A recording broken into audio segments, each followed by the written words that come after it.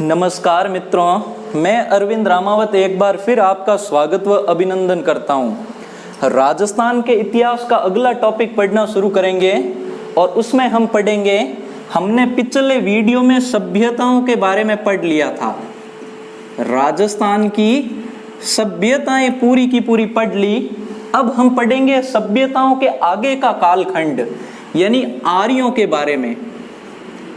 आर्यों के बारे में पढ़ना शुरू करेंगे। सबसे पहले आर्यों के बारे में देखते हैं तो इनका कालखंड बताया जाता है कि आर्य भारत में या राजस्थान में कब थे, तो इनका समय बताया जाता है 1500 ईसा पूर्व के आसपास। यानी 1500 ईसा पूर्व के आसपास राजस्थान या भारत के अंदर आर्यों का निवास रहा था। भारत में आर्यों का निवास रहने के कारण ही भारत को आर्यव्रत कहा जाता था। आर्यव्रत कहकर पुकारा जाता था आर्यों के निवास के कारण ही। अब अगर बात करें राजस्थान की, क्योंकि अपने लिए तो वही चीज महत्वपूर्ण है, तो अगर राजस्थान की बात करें तो राजस्थान में आर्यों का जो जिक्र मिलता है वो मिलता है कहां पर, कि एक शिलालेख मिला राजस्थान के अंदर। एक शिलालेख मिला जिस शिलालेख का नाम था गौसुंडी शिलालेख। गौसुंडी शिलालेख। इस शिलालेख के अंदर, ये गौसुंडी शिलालेख कहां पर है, सबसे पहले प्रश्न तो यही महत्वपूर्ण है कि गौसुंडी शिलालेख कहां पर मिला। तो ये शिलालेख मिला चित्तौड़गढ़ के अंदर। चित्तौड़गढ़ के अंदर ये शिलालेख मिला था। अब इस शिलालेख में कहा गया कि आर्यों के समय जो राजस्थान था, उस राजस्थान को ब्रह्माव्रत कहकर पुकारा जाता था। ब्रह्माव्रत कहा जाता था राजस्थान को। और यही चीज मानी है जो ऋषि हुए मनु, जिनके द्वारा लिखी गई मनु स्मृति बड़ी प्रसिद्ध हैं। तो ऋषि मनु भी मानते हैं कि आर्यों के समय राजस्थान को ब्रह्माव्रत कहा जाता था। क्या कहा जाता था? ब्रह्माव्रत कहा जाता था। अगली जो चीज याद रखनी है अपन को इनके बारे में, कि अगर राजस्थान में आर्य निवास करते थे तो राजस्थान में कहां पर, तो याद रखना राजस्थान में जो आर्य थे, राजस्थान में जो आर्य थे वो कहा जाता है कि उत्तरी राजस्थान में जो सरस्वती नदी बहती थी, सरस्वती व द्वेषवती नदी, द्वेषवती नदी, इन नदियों के किनारे आर्य क्या करते थे? निवास करते थे। इन नदी के किनारे आर्य क्या करते थे? निवास करते थे। नदियों का नाम कौन सा? सरस्वती व द्वेषवती नदी के किनारे आर्य क्या करते थे? निवास करते थे। इन सभी की जानकारी पुराने जितने भी ग्रंथ हैं उनमें मिलती हैं। और अगर तथ्यात्मक आधार पर देखें तो गौसुंडी शिलालेख के बारे में मिलती हैं। एक प्रश्न गौसुंडी शिलालेख के बारे में और याद रखना कि जब हम राजस्थान के संप्रदाय पढ़ना शुरू करेंगे तो उसमें पढ़ेंगे ये जो गौसुंडी शिलालेख हैं वो वैष्णव धर्म का या वैष्णव संप्रदाय का सबसे प्राचीन शिलालेख हैं। सबसे प्राचीन शिलालेख हैं। यानी वैष्णव धर्म की सबसे प्राचीन या वैष्णव संप्रदाय की सबसे प्राचीन जो जानकारी है वो किस में मिलती हैं? गौसुंडी शिलालेख के अंदर मिलती हैं। तो आर्यों के बारे में ये चीज याद रखना, कौन सी, कि आर्यों का समय 1500 ईसा पूर्व के लगभग बताया जाता है। आर्यों के कारण ही भारत को आर्यव्रत कहकर पुकारा जाता था। और आर्यों के अगर शाब्दिक अर्थ की बात करूं कि आर्य शब्द का मतलब क्या होता है, तो आर्य शब्द का मतलब होता था श्रेष्ठ पुरुष। श्रेष्ठ पुरुष। आर्य शब्द किसी जाति के लिए प्रयुक्त नहीं किया जाता था, क्योंकि उस समय जाति वर्ण व्यवस्था तो थी नहीं। तो आर्य शब्द का मतलब होता था श्रेष्ठ पुरुष। समय लगभग बताया जाता है 1500 ईसा पूर्व के आसपास का। आर्यों के कारण ही भारत को आर्यव्रत कहा जाता था। एक शिलालेख मिला गौसुंडी शिलालेख, जो कि वैष्णव संप्रदाय का सबसे प्राचीन शिलालेख है, चित्तौड़गढ़ के अंदर। उसमें कहा गया आर्यों के समय ब्रह्माव्रत कहकर पुकारा जाता था राजस्थान को। और मनु ने भी इस बात को स्वीकारा है ऋषि मनु ने। राजस्थान में ये कहाँ पर निवास करते थे? सरस्वती व द्वेषदती नदी के किनारे, जो उत्तरी भारत में हनुमानगढ़ के आसपास बहती थी। ये याद रखना है सिर्फ हमने किन के बारे में? आर्यों के बारे में। अब अगर पौराणिक काल की बात करें और राजस्थान का जिक्र देखें कि पौराणिक काल से राजस्थान की अन्य बातें देखें कि रामायण से किस तरीके से संबंध दर्शाया जाता है, तो मैं बात करूं, देखो कि अगर मैं बात करूं रामायण व राजस्थान की, कि राजस्थान और रामायण का किस तरीके से संबंध रहा है, कहाँ कहाँ उल्लेख मिलता है, तो आर्य ऋषियों के अनुसार भगवान जो श्री राम थे, उन्होंने अपने पिता दशरथ का जो पिंडदान था, दशरथ का जो पिंडदान था वो अजमेर में किया था। वो कहाँ पर किया था? अजमेर के अंदर किया था। और अगर तथ्य के आधार पर देखें तो जो माता सीता थी, माता सीता ने अपना जो निर्वासित जीवन था, कैसा जीवन? निर्वासित जीवन, यानी जब प्रजा के कहने पर भगवान श्री राम ने उनको अयोध्या से बाहर जाने का आदेश दिया, तो माता सीता ने जो अपना निर्वासित जीवन था, कहा जाता है कि 12 जिले के अंदर जगह आई हुई है केलवाड़ा। केलवाड़ा के अंदर भगवान श्री वाल्मीकि जी का आश्रम बना हुआ है। वाल्मीकि जी का आश्रम बना हुआ है। उस आश्रम के अंदर सीता माता ने अपना निर्वासित जीवन गुजारा था। और सीता माता की याद में इस आश्रम के अंदर एक सीता कुंड भी बना हुआ है। सीता कुंड भी बना हुआ है, जो पर्यटकों के लिए देखने की एक अच्छी जगह है। अगर मैं बात करूं दूसरी, तो प्रतापगढ़ के अंदर एक अभयारण्य बना हुआ है, सीता माता वन्य जीव अभयारण्य। इस अभयारण्य की बात करें तो इस अभयारण्य के अंदर लवकुश नाम के 2 जल के स्रोत बने हुए हैं। जल के क्या बने हुए हैं? स्रोत बने हुए हैं। तो ये पौराणिक काल से हम संबंध दर्शा सकते हैं। भगवान राम ने अपने पिता दशरथ का पिंडदान किया था और माता सीता ने जो निर्वासित जीवन था वो वाल्मीकि जी के आश्रम में गुजारा था।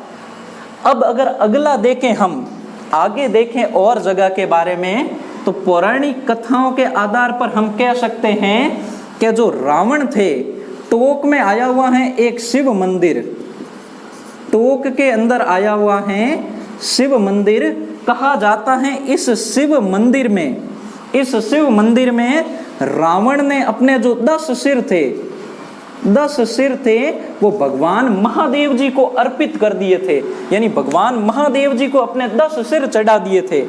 और बाकी रामायण की बात करें तो रावण का जिक्र आया है, तो आपको पता ही होगा, जोधपुर के अंदर एक जगह आई हुई है मंडोर। ये मंडोर रावण का क्या था? ससुराल था। रावण का क्या था? ससुराल था। ओजा जाति की राजकुमारी थी मंदोदरी, और मंदोदरी के नाम पर ही इस जगह का नाम मंडोर पड़ा। जब पूरे भारत के अंदर आज भी दशहरे के दिन रावण का दहन किया जाता है, उस समय एक जोधपुर एकमात्र ये ऐसी जगह है जहां पर रावण के श्राद्ध किए जाते हैं, जहां रावण की पूजा की जाती है। तो ये आया हुआ जोधपुर। और इस वजह से अपने रावण क्या हुए, इस दृष्टि से देखें तो अपने रावण क्या हुए? अपने रावण क्या होंगे? हो जिनके आगे फू, हो जिनके पीछे जी, वो है मेरे फूफा जी। तो अपने रावण क्या हुए? फूफा जी। क्या हुए? फूफा जी। मंदोदरी अपनी बुआ हुई और रावण क्या हुए? फूफा जी हुए। अब तो मंडोर के बारे में हमने पढ़ लिया। ये कुछ तथ्य थे जो आपको रामायण के बारे में याद रखने हैं। अब अगर मैं आबू पर्वत की बात करूं सिरोही के अंदर, तो कहा जाता है आबू पर्वत पर जो ऋषि वशिष्ठ थे, ऋषि वशिष्ठ व विश्वामित्र, इन्होंने यज्ञ किया था, इन्होंने यज्ञ किया था और इनका ऋषि वशिष्ठ का आश्रम बना हुआ है। और ऐसा कहा जाता है इनके ही यज्ञ कुंड से राजपूतों की 4 शाखाओं की उत्पत्ति हुई, जिनके बारे में हम अगले टॉपिक में पढ़ेंगे कि चौहान चालुक्य 4 शाखाएं जन्मी थी ऋषि वशिष्ठ के यज्ञ कुंड से। हम पढ़ेंगे चौहान चालुक्य परमार व प्रतिहार, इन 4 शाखाओं का क्या हुआ था, उद्भव हुआ था ऋषि वशिष्ठ के यज्ञ से। ये रामायण से संबंधित कुछ तथ्य हो गए जो राजस्थान से जुड़े हुए हैं। अब अगर बात करें महाभारत काल की कि महाभारत के ऐसे कौन कौन से तथ्य हैं जिनका संबंध कहीं न कहीं राजस्थान से रहा है, कहीं न कहीं राजस्थान से रहा है, तो राजस्थान से संबंधित महाभारत के ऐसे तथ्य जिनका संबंध किससे रहा है, राजस्थान से रहा है। तो पहला अगर मैं जिक्र करूं तो नाम आता है, पहला ही नाम ले लेते हैं अजमेर के बारे में, अजमेर से, और अजमेर में आते हैं पुष्कर में, अजमेर से आते हैं पुष्कर के अंदर। अब ऐसा कहा जाता है कि महाभारत काल के अंदर जो ब्रह्मा जी थे, ब्रह्मा जी ने यहाँ पर यज्ञ किया था, ब्रह्मा जी ने यहाँ पर क्या किया था, यज्ञ किया था। और इसी पुष्कर के अंदर जो विश्वामित्र थे, विश्वामित्र की तपस्या को भंग किया था, विश्वामित्र की तपस्या को भंग किया था किसने, मेनका नामक एक इंद्र की अप्सरा ने। अब ऐसा कहा जाता है कि विश्वामित्र ने कठोर तपस्या की, कठोर तपस्या करके जब देवराज इंद्र को अपनी पदवी का खतरा हुआ कि कहीं मेरा इंद्रासन न चला जाए, तो उन्होंने विश्वामित्र की तपस्या को भंग करने की प्लानिंग बनाई। उन्होंने अपनी सबसे सुंदर कन्या, अपनी सबसे सुंदर अप्सरा मेनका को बुलाया और कहा कि तुम्हें विश्वामित्र की तपस्या को भंग करना है। मेनका धरती पर आई और किसी भी प्रकार से उन्होंने विश्वामित्र की तपस्या को भंग कर दिया। तपस्या भंग होने के बाद कहा जाता है विश्वामित्र और मेनका ने साल भर ग्रस्त जीवन जिया और इनसे एक पुत्री उत्पन्न हुई, इनसे एक पुत्री उत्पन्न हुई जिनका नाम था शंकुतला, जिनका नाम था शंकुतला। यानी विश्वामित्र और मेनका से एक पुत्री उत्पन्न हुई। उस पुत्री को, मेनका तो वापस इंद्रलोक में चली गई और विश्वामित्र वापस तपस्या में लीन हो गए। उस पुत्री को उन्होंने कण्व ऋषि के आश्रम में छोड़ दिया था, कण्व ऋषि के आश्रम में। तो कण्व ऋषि के आश्रम में वह कन्या बड़ी होने लगी और आगे जाकर वो शंकुतला के नाम से प्रसिद्ध हुई। और ये वही शंकुतला हैं जिन्होंने राजा दुष्यंत के साथ गांधर्व विवाह किया था, दुष्यंत के साथ गांधर्व विवाह किया था जंगल के अंदर। और इन्हीं राजा दुष्यंत और शंकुतला के एक पुत्र हुआ जिसका नाम था भरत, जिसके बारे में कहा जाता है ये वही भरत हैं जो शेरों के बच्चों के साथ खेला करता था। और इसी भरत के नाम पर अपने देश का नाम पड़ा भारत, और इसी भरत के नाम पर अपने देश का नाम पड़ा भारत। तो याद रखना मित्रों, कुछ पौराणिक तथ्य है जो याद रखने हैं कि विश्वामित्र की तपस्या भंग करने के लिए इंद्र ने मेनका नामक अप्सरा को भेजा। इन्होंने बाद में साल भर ग्रस्त जीवन का पालन किया, एक पुत्री उत्पन्न हुई जिसे कण्व ऋषि के आश्रम में छोड़ा गया। आगे जाकर वो शंकुतला के नाम से प्रसिद्ध हुई। उसी शंकुतला का दुष्यंत के साथ गांधर्व विवाह हुआ और उनका जो पुत्र हुआ भरत, उसी के नाम पर अपने देश का नाम पड़ा भारत। ठीक है, याद रखना मित्रों। ये हो गया अजमेर के बारे में। अब अगर बात करें तो कहा जाता है कि टोक के अंदर अभी मैंने आपको बताया था शिव मंदिर के बारे में।